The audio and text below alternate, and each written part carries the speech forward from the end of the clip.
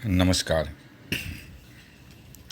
आत्तापर्यंत बरेच व्हिडिओ बनवून झाले आणि गेल्या काही महिन्यांपासून आपल्या दर्शकांची सबस्क्रायबरची मागणी होती की व्हिडिओना नंबर दिलेले नाहीत आणि ते बरोबरच होतं. त्यांची अडचण होती ती. तर आत्ता ती दूर करण्याचा प्रयत्न केलेला आहे. सर्व व्हिडिओंना नंबर दिलेले आहेत. पर्टिक्युलरली आता हा जो व्हिडिओ बनवलेला आहे इंट्रोडक्शन आणि इंडेक्सचा, या व्हिडिओच्या डिस्क्रिप्शनमध्ये तुम्ही खाली गेल्यानंतर जिथे व्हिडिओबद्दल माहिती असते तिथे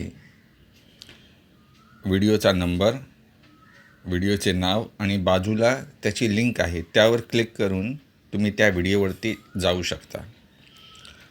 हा जो व्हिडिओ आहे इंडेक्सचा तुम्ही जो बघताय तो, त्याच्या डिस्क्रिप्शनमध्ये फक्त 1 ते 35पर्यंतच्या लिंक आहेत. कारण डिस्क्रिप्शनमध्ये एक टेक्स्टचं लिमिट आहे. 36पासून पुढच्या व्हिडिओच्या लिंक, नाव हे आणखीन एक व्हिडिओ मी ॲड करणार आहे, त्यामध्ये तुम्ही पाहू शकता. समजा त्या व्हिडिओमध्ये देखील जर जागा कमी पडली तर इंडेक्सचा 3 नंबर व्हिडिओ बनेल, ज्यामध्ये तुम्ही व्हिडिओचं नाव आणि बाजूला लिंक आहे त्यावरती क्लिक करून पाहू शकता. आपणास जर व्हिडिओ आवडले तर लाईक करण्यास विसरू नका. जर काही शंका असतील, सूचना असतील तरी आपण जरूर लिहा तुम्ही.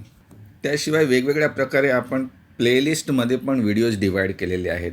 इथे तुम्ही पाहिलं तर आता एक नवीन प्लेलिस्ट बनवलेली आहे, कन्नडा मिड लेवल. तर ज्या लोकांनी लिहिणं आणि बोलणं थोडंसं आत्मसात केलेलं आहे त्यांच्यासाठी मिड लेवल म्हणजे थोडा वरच्या लेवलचं कन्नडा असं आम्ही एक नवीन सेक्शन बनवलेलं आहे. त्याशिवाय पूर्वीचे जे आपले सेक्शन आहेत प्लेलिस्टमधले की रीडिंग आणि रायटिंग आणि स्पीकिंग हे आहेतच, तर त्याच्यावरती पण तुम्ही क्लिक करून त्या पर्टिक्युलर प्लेलिस्टमधील व्हिडिओ तुम्ही पाहू शकता. तर हे डिस्क्रिप्शन झालं वेगवेगळ्या प्रकारे.